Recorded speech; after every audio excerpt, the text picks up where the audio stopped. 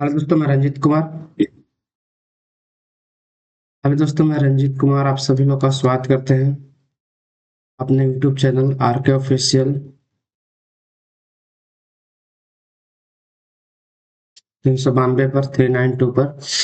और दोस्तों, हम लोग आपका प्रैक्टिस सेशन हम लोग कर रहे थे, और उसी प्रैक्टिस सेशन में आपका ये आपका क्लास नंबर होगा आपका 3। और इसमें हम लोग जीके रिवीजन सीरीज में आपका प्रीवियस ईयर का इम्पोर्टेंट क्वेश्चंस को हम लोग डिस्कस करेंगे। आइए हम लोग आज के सेशन की शुरुआत करते हैं। सेशन काफी बढ़िया होने वाला है, काफी जानदार और काफी शानदार होने वाला है। तो आप इस सेशन को अंत तक जरूर अटेंड कीजिएगा, ठीक है। शुरू का एक दो क्वेश्चन देखकर जाने से आपका कोई फायदा नहीं होगा। आप आपका सेशन को शुरू से अंत तक देखिए, आपको बहुत ज्यादा फायदा होगा। तो आइए हम लोग आज के सेशन की शुरुआत करते हैं।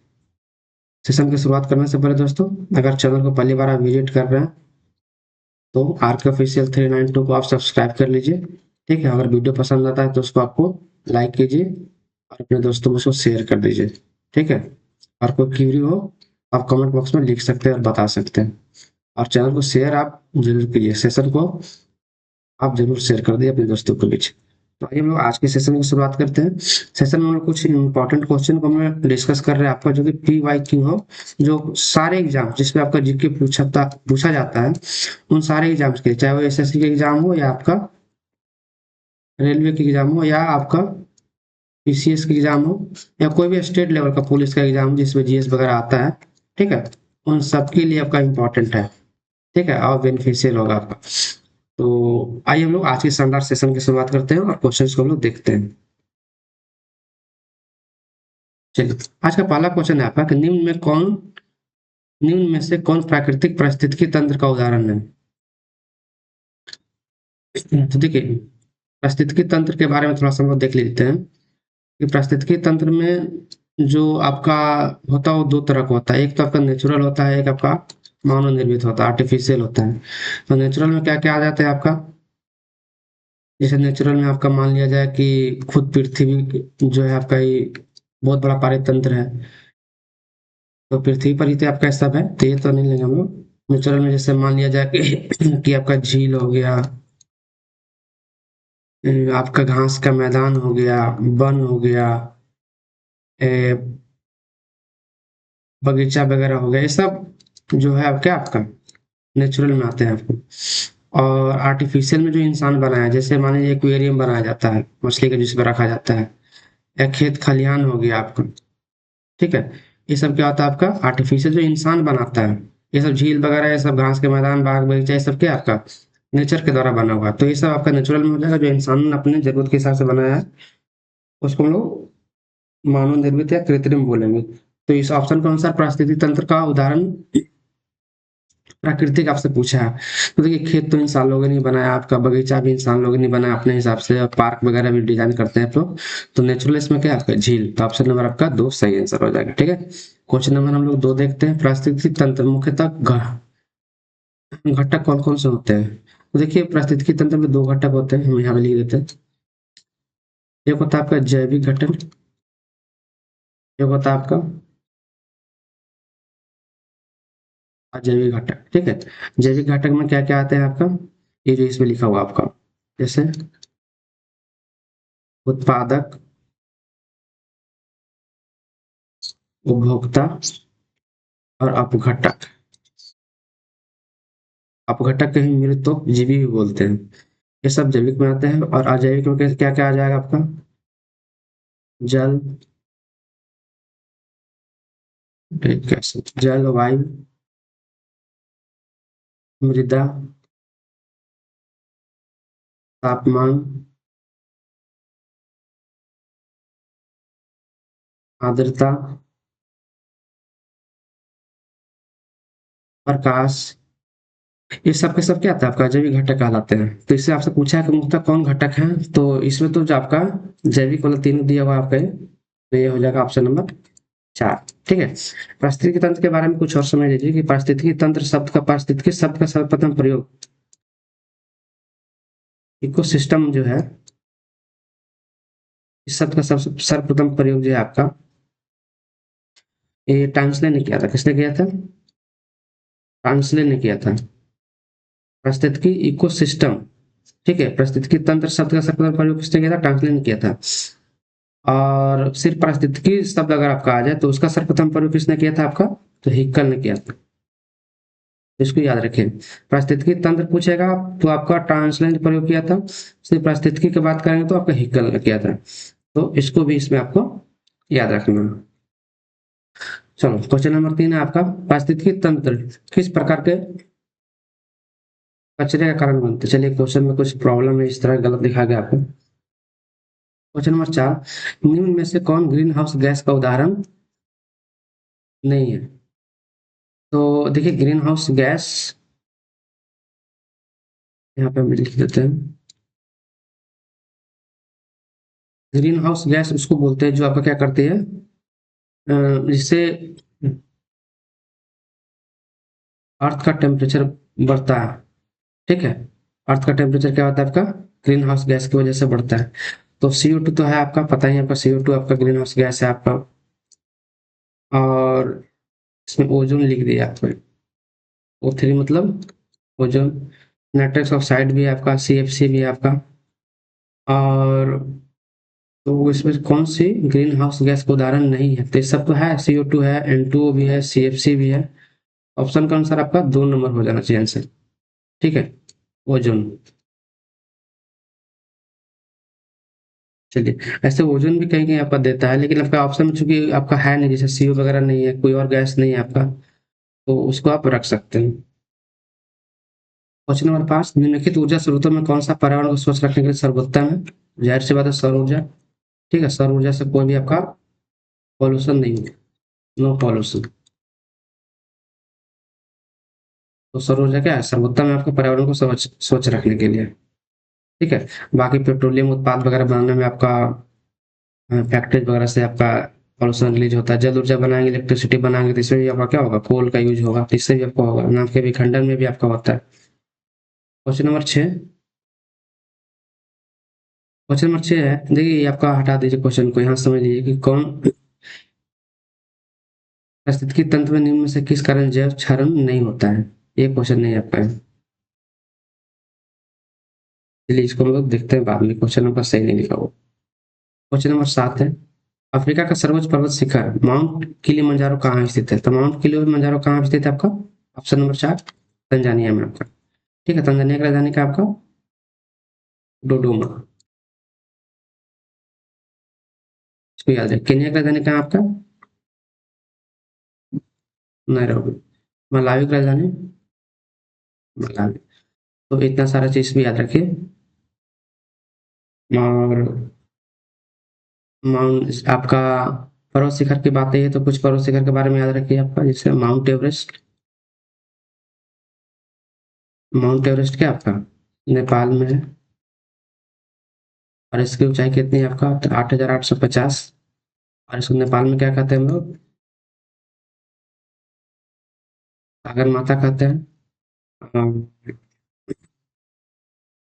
तो इसको इतना आपको याद रखना है। भारत की सबसे ऊंची चोटी कौन सी है? केटू।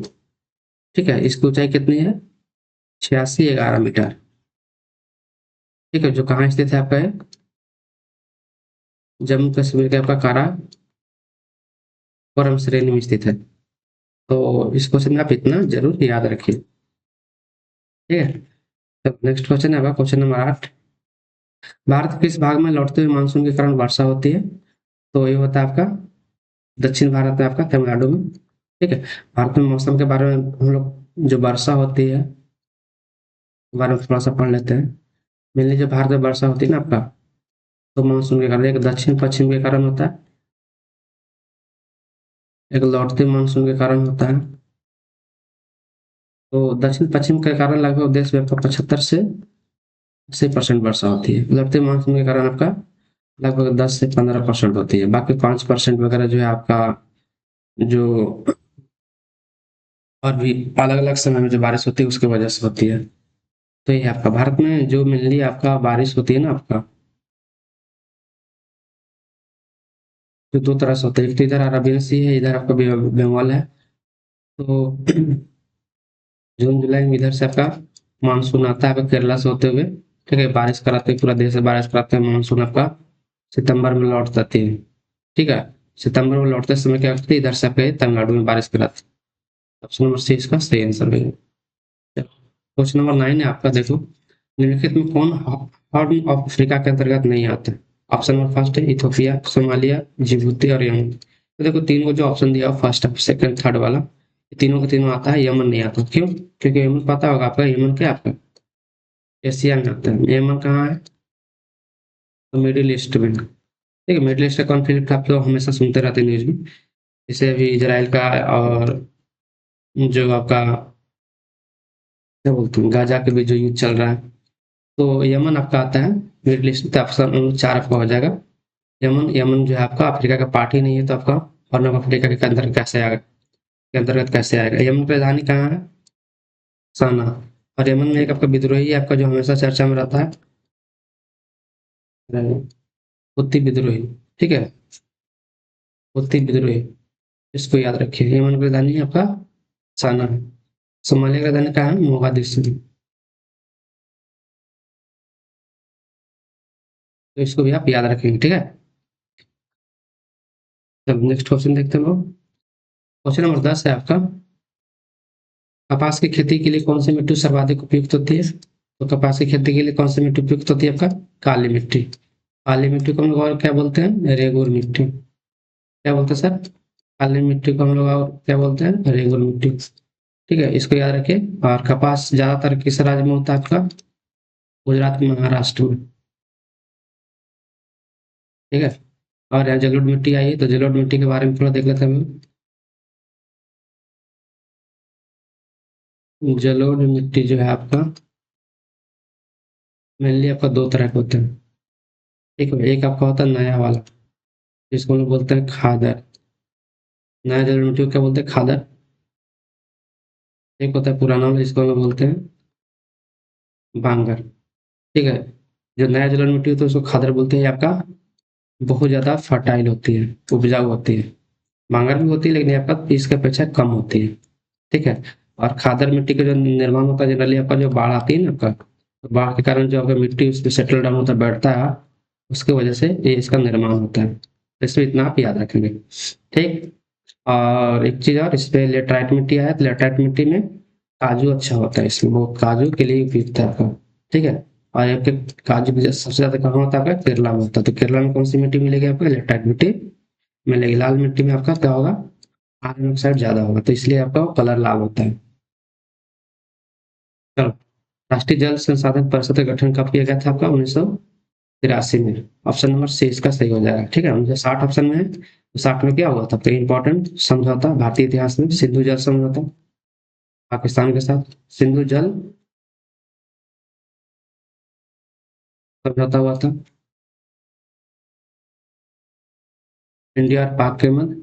और इसके अंतर्गत आपका सिंधु नदी का जो 80% वाटर इंडिया के पक्ष में, और 80% पाकिस्तान और 20% भारत। समझौता कौन करवाया था आपका? World bank. तो इसमें इतना याद रखो। फैक्चुअल क्वेश्चन, भारत में कर्मचारी राज्य बीमा योजना की शुरुआत कब हुई थी आपका? 1952 में। ऑप्शन नंबर 2 हो जाएगा 1952 में, ठीक है। 1950 में क्या शुरू हुआ था? योजना आयोग का गठन 1950 में हुआ था। और योजना आयोग को कब समाप्त कर दिया गया आपका? इसकी जगह, योजना आयोग की जगह पे 1 जनवरी 2015 से भारत में क्या बना आपका? नीति आयोग, ठीक है। तो इसको आप याद रखेंगे, ठीक है। क्वेश्चन नंबर आपका 13। दक्षिण भारत में होगा आपका, दिए गए क्षेत्रों में से किसे जो है आपका सेवा क्षेत्र भी कहा जाता है? यहाँ पे सेवा क्षेत्र में, सेवा क्षेत्र के बारे में, सेवा क्षेत्र किसको बोलते हैं? तृतीय क्षेत्र को। देखो इकोनॉमिक्स में जो अर्थशास्त्र में पढ़ते हैं, जो 3 क्षेत्रों में बाँट के पढ़ा जाता है आपका प्राइमरी, सेकेंडरी और टर्शियरी। प्राइमरी में आपका क्या आता है? कृषि। और कृषि से जो उत्पाद बनते हैं आपका, जैसे मान लो कि चीनी वगैरह हो गया आपका, और भी बहुत सारा कपड़ा वगैरह हो गया, ये सब किसमें आता है आपका? सेकंड में आता है। और थर्ड में सेवा क्षेत्र आता है, जैसे बैंकिंग हो गया, डिजिटल हो गया, जो भी हम लोग सेवाएं जो यूज करते हैं नेट वगैरह, वो सब आपका थर्ड में आते हैं। तो यही पूछा था कि सेवा क्षेत्र किसको कहा जाता है? तो तृतीय क्षेत्र को सेवा क्षेत्र कहा जाता है। तो ऑप्शन नंबर आपका 4 सही आंसर हो जाए। कृषि प्राथमिक क्षेत्र में आ जाए, औद्योगिक क्षेत्र आपका सेकंड में आ जाए। तो इस तरीके से इसको याद रखें। क्वेश्चन नंबर 14 है, वास्तविक सकल घरेलू उत्पाद को किस पर मापा जाता है? तो स्थिर दाम पर। हमेशा इसको याद रखना है आपको, स्थिर दाम पर सकल घरेलू उत्पाद को मेजर करते हैं वो। क्वेश्चन नंबर 15 है आपका कि धन निष्कासन का सिद्धांत, ठीक है, धन निष्कासन का सिद्धांत को इविल ऑफ अविल, मतलब शैतानों में भी शैतान किसने कहा था आपका? तो ये ऑप्शन में कोई नहीं सही है आपका भाई। इसमें हम लोग दादा भाई नौरोजी ने कहा था। किसने कहा था? दादा भाई नौरोजी ने कहा था, ठीक है। और दादा भाई नौरोजी की एक किताब जो एग्जाम में बार बार आती है, poverty and on British rule in India, किसने लिखा था आपका? दादा भाई नौरोजी ने लिखा था, ठीक है। और इन्होंने सबसे पहले भारत की आय की गणना की थी। तो इसको भी आपको कब किया था? आई थिंक 1867 में किया, तो इसको आपको याद रखना है। चलो, क्वेश्चन नंबर 17 है आपका, समान कार्य के लिए समान वेतन, ठीक है, समान कार्य के लिए समान वेतन जो दिया जाएगा आपका, पहली बात तो किस अनुच्छेद में आपका है? 39 के ग में है। तो 39 के ग किस में आता है आपका? डीपीएसपी, नीति निर्देशक तत्व में आता है, ठीक है। तो इसका सही आंसर हो जाएगा आपका ऑप्शन नंबर 2, राज्य के नीति निर्देशक तत्व, ठीक है। आप डीपीएसपी की बात आई है तो थोड़ा सा पढ़ लेते हैं डीपीएसपी के बारे में। डीपीएसपी भाग 4 में है, अनुच्छेद 36 से 51 में। कुछ इंपॉर्टेंट अनुच्छेद इसमें जो एग्जाम में आते हैं, 40, 44, 45, 48, 49 और क्या, 50, 51। 40 में क्या है आपका? ग्राम पंचायतों का गठन। 44 में क्या है आपका? यूसीसी, समान नागरिक संहिता। 45 में आपका निःशुल्क शिक्षा, फ्री एजुकेशन की बात की गई है। 48 में आपका पशुओं से क्रूरता को रोका जाएगा। 49 में राष्ट्रीय महत्व के जो स्मारक है उसके संरक्षण करने का काम सरकार करेगी। 50 में कार्यपालिका न्यायपालिका का पृथकीकरण। और 51 में क्या है आपका? इंटरनेशनल पीस को बढ़ावा देना। तो ये डीपीएससी में कुछ इंपॉर्टेंट आर्टिकल है जो आपको याद रखना है, ठीक है, जो एग्जाम में आपका 12 बार फ्रिक्वेंटली पूछा जाता है। क्वेश्चन नंबर 18 आपका, निम्नलिखित में से किसको अपने कर्तव्य के पालन में भारत के राज्य क्षेत्र में सभी न्यायालयों को निर्देश देने का अधिकार है? ये कौन हो जाए आपका? आर्टिकल 76 के तहत आपका attorney general of India, Bharat के महान्यायवादी। तो ऑप्शन नंबर फर्स्ट इसका सही हो जाएगा, महान्यायवादी। और अटॉर्नी जनरल लिख दिया, दोनों हो सकता है, एक अंग्रेजी में लिखा है या एक हिंदी में लिखा है। तो आप ये टिक कीजिए या आपका सी टिक कीजिए। एग्जाम में ऐसा नहीं आएगा, दोनों रहेगा, ठीक है। तो इसका आंसर हो जाएगा महान्यायवादी। क्वेश्चन नंबर आपका नेक्स्ट है, निम्न में कौन संविधान संशोधन के द्वारा लोकसभा और राज्यसभा की सीटों की संख्या को 2000 तक नहीं बढ़ाने का प्रावधान करता है? मतलब किस संविधान संशोधन के तहत ऐसा नियम बनाया गया था कि 2000 ईस्वी तक लोकसभा की सीटों को नहीं बढ़ाया जाएगा? तो ये आपका 84, ठीक है, कौन सा? 84। 86 कब हुआ था आपका? संविधान संशोधन 2002 में हुआ था, ठीक है। इसके तहत क्या किया गया था आपका? आर्टिकल किसको जोड़ा गया था? और इसमें जो है आपका निःशुल्क शिक्षा, फ्री एजुकेशन, एजुकेशन को 6 से 14 वर्ष के बच्चों को कंपलसरी कर दिया गया था। मतलब राइट टू एजुकेशन को जो है आपका बना दिया गया था आपका फंडामेंटल राइट, ठीक है। तो इसको आप याद रखेंगे, एग्जाम में आपके बार बार आते हैं। ठीक है, चलो क्वेश्चन नंबर 20 है, बढ़िया क्वेश्चन है। संविधान की अनुसूची में राज्यों तथा केंद्र शासित प्रदेशों की सूची प्रस्तुत की गई है। अरे यार ऑप्शन सब गलत लिखे, पांच पांच हटा दो इसमें। अनुसूची 1, 2, अनुसूची 3, अनुसूची 6, अनुसूची 1। तो अनुसूची 1 में क्या क्या आ गया आपका, देखो हम अनुसूची रिवाइज करवाते हैं। 1, 2, 3, 4, 6, 7, 8, 9, 10, 11, 12। देखो अनुसूची 1 में क्या है, भारत का संघ एवं राज्य क्षेत्र। अनुसूची 2 में क्या है, भारत के जो भी जितने सारे राष्ट्रपति, प्रधानमंत्री, ये सब जो है, ठीक है, इनके वेतन की चर्चा की गई है। और फिर 3 में आपका उनके शपथ की बात की गई है। 4 में क्या है आपका, राज्यसभा में किस राज्य को कितनी सीटें मिलेगी उसकी बातें की गई है। 5 में आपका 4 राज्य हैं, असम, मेघालय, मिजोरम, त्रिपुरा, उसके लिए विशेष बंद किए गए हैं। 6 में आपका SC/ST के प्रशासन की बात की गई है। 7 में आपको कुछ सूची दी गई है, कौन केंद्र में आएंगे, इसमें संघ सूची, राज्य सूची और समवर्ती सूची की बात की गई है। 8 में 22 भाषाओं की बात की गई है। 9 में भूमि अधिग्रहण संबंधी नियम बनाए गए हैं। 10 में आपका दल बदल कानून के बारे में चर्चा है। 11 में पंचायती राज के बारे में और 12 में आपका नगर निगम या नगर परिषद के, नगर पंचायत के बारे में चर्चा की गई। तो ये आपका 12 अनुसूचियां जो याद रखिए, एग्जाम में आपका फ्रिक्वेंटली आते हैं। चलो आज का आखिरी क्वेश्चन है आपका, क्वेश्चन नंबर 21। भारत के संसद काम करने के लिए कितने कितने प्रकार की समितियों का गठन किया जाता है। देखो वैसे तो बहुत सारी समितियां, लेकिन समिति के प्रकार पूछा है, समिति के प्रकार पूछा, तो इसमें दो ही हो जाएगा आपका। क्या हो जाएगा इसमें आपका, दो हो जाएगा। एक अस्थायी समिति, एक अस्थायी समिति। अस्थायी समिति है जैसो हमेशा काम करते रहती है आपका। जैसे इसमें आपका आ जाएगा एक आपका लोक लेखा समिति, प्राक्कलन समिति, ये सब क्या अस्थायी समितियां हैं। ठीक है, लोक लेखा समिति में कितने सदस्य होते हैं, 22। ठीक है, 15 + 7, 15 लोकसभा से, 7 राज्यसभा से। प्राक्कलन समिति में क्या होता है, 30 सदस्य होते हैं, सभी लोकसभा के होते हैं। और अस्थायी समिति क्या होती है, जो एक विशेष प्रयोजन, विशेष कार्य के लिए बनाए जाते हैं। वो कार्य खत्म होने पर इनको डिजॉल्व कर दिया जाता है। तो ये था आपका, इसमें इतना आपको याद रखना। तो आज हमने लगभग आपका 20 से 22 क्वेश्चन हमने डिस्कस किया, और आपने देखा कि हमने हर क्वेश्चन में आपका लगभग 4-5 फैक्ट बता रहे थे, यानी लगभग आपका 80 से 100 क्वेश्चन हमने डिस्कस कर दिया। ठीक है, तो आप हमारे साथ इसी तरीके से जुड़े रहिए, और चैनल को सब्सक्राइब नहीं किया तो चैनल को सब्सक्राइब कर लीजिए। और जीके का आपका टेंशन खत्म, कोई पेड कोर्स करने की आपको जरूरत नहीं है, आप सब फ्री ऑफ कॉस्ट हो जाएगा आपका। ठीक है, सिर्फ हमारे वीडियो को आप देखिए और चैनल को सब्सक्राइब और शेयर कर लीजिए, आपको किसी भी पेड कंटेंट की जरूरत नहीं होगा।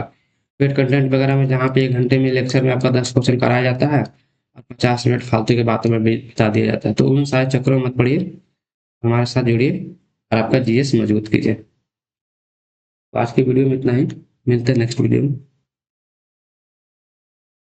चलिए।